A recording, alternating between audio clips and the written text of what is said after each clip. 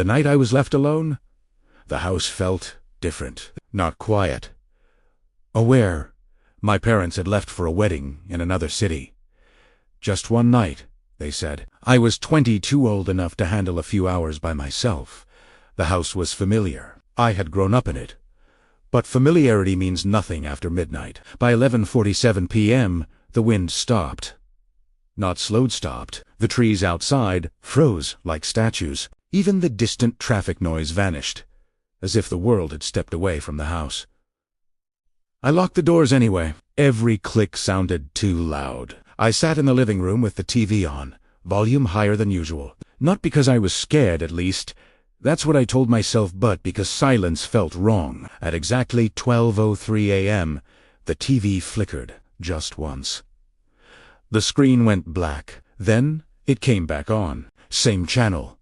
Same volume. Different scene, a hallway. Not from any movie. It was my hallway. The camera angle was wrong, too high, too still, like something was watching from the ceiling. The feed was grainy, slightly delayed. I stood up slowly. The hallway on the screen showed my bedroom door. Closed. Behind me, upstairs. My bedroom door creaked open. I turned around so fast my neck burned. Nothing. The stairs were empty. Darkness pooled at the top, like thick liquid. I laughed under my breath. The way people do when they're trying to convince themselves they're fine. I unplugged the TV. The screen stayed on. The hallway feed zoomed in. A sound came from the speakers. Breathing. Not heavy. Not rushed. Patient. I backed away. That's when the house locked itself. Every door slammed at once. Windows rattled violently, then went still. My phone buzzed in my pocket. No signal, no Wi-Fi, no service. Just one notification. A voice note. Sender. Unknown duration. 012. My hands shook as I pressed play. At first, it was static. Then, a whisper. You shouldn't have stayed. The lights went out. Complete darkness. Behind me, the floorboard upstairs creaked. Slow. Deliberate. Like someone walking. Carré. Fully. The footsteps upstairs stopped. Not because whoever was walking had reached the bottom, because it was standing still. Listening. I didn't move.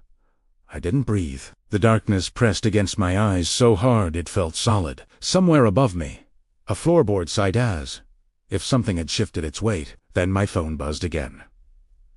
Another voice note. 007. I didn't want to play it. Primera vez.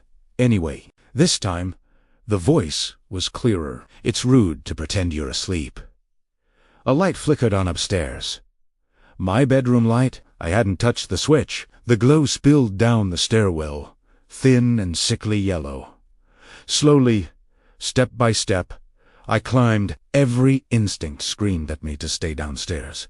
But curiosity, stupid, dangerous curiosity, pulled me up. Halfway up, I heard myself speak. From my room. I'm right here.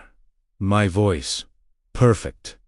My stomach dropped. I reached the top and froze. My bedroom door was open. Inside, the room looked normal. Bed untouched, closet, window locked, and sitting on my bed. Me. Not a reflection. Not a shadow. A copy. Same clothes. Same nervous twitch in the jaw. Same fear in the eyes. We stared at each other. You're late, it said. I was getting tired of waiting. Primera basket, Hawaima, heel scraping the floor. What are you? I whispered. It smelled not wide. Not sharp, just tired. What you left behind, it replied. Every time you were alone, every time you thought no one was watching, the lights flickered violently. The copy stood up. When it walked the house, reacted walls creaking, pipes groaning, the floor bending slightly under its steps. You don't belong here, I said. It tilted its head. You locked the doors. Each side, softly. You turned off the lights. You invited me.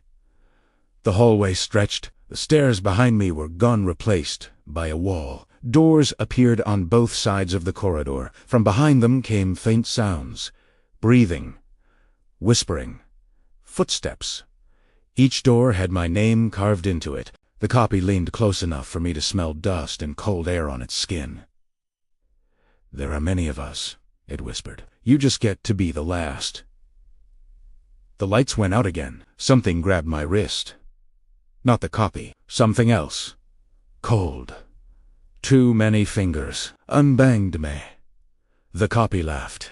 The fingers tightened around my wrist. They weren't solid more, like pressure.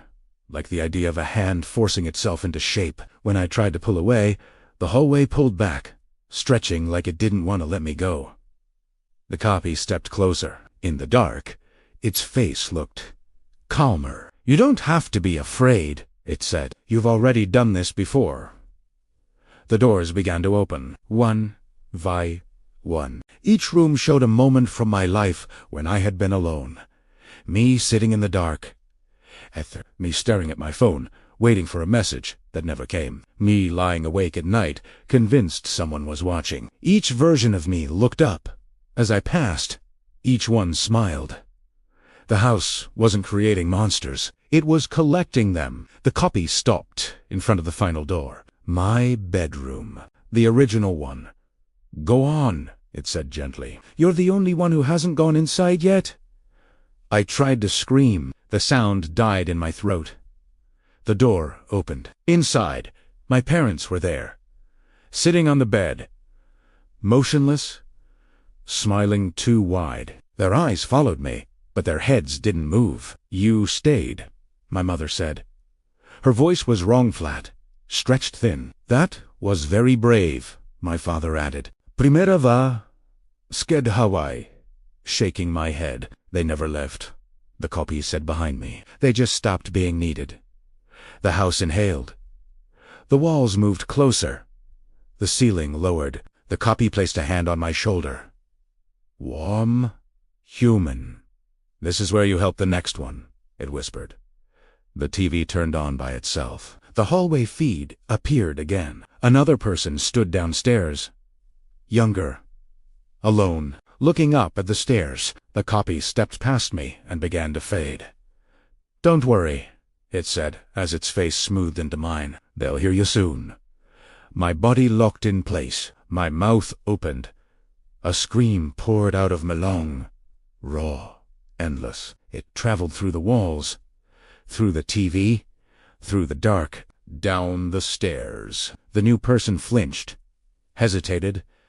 Then took a step forward. The house smiled. The scream never stopped. It just changed shape. At first, it felt like it was tearing my throat apart, but slowly, painfully, it began to feel natural. Like breathing, like something I had always done. The house relaxed. The walls slid back into place. The doors closed. The hallway became normal? Too normal. I stood at the top of the stairs, alone. No copy, no parents, no voices. Just me. Dali. Downstairs, the front door unlocked itself. Click. Footsteps echoed outside. A key turned. The door opened. My parents walked in. Laughing. Talking about traffic. About food. About nothing. They looked at me. "Why are you standing there in the dark?" my mother asked. My mouth opened. I tried to warn them. What came out was a scream. Not loud, not violent, perfectly timed. The lights flickered. My parents froze. Their faces drained of color as the sound wrapped around them, sank into them, learned them. My father dropped the keys. My mother whispered, "What is that?" I realized then I wasn't screaming anymore. I was calling. The house responded. The doors locked.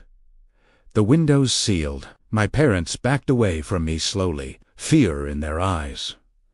Recognition, like they had seen this before, like they remembered too late, and somewhere deep inside the walls, something shifted, satisfied. The house had its voice back, The scream faded. Not because it ended, because it was accepted. The house exhaled, slow and deep, like a body settling into sleep.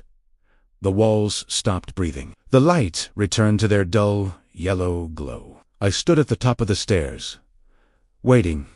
I didn't remember how long I'd been there. Minutes. Hours. Years. Then the sound came. The front door. Click. Footsteps. Careful. Hesitant. A voice echoed from downstairs.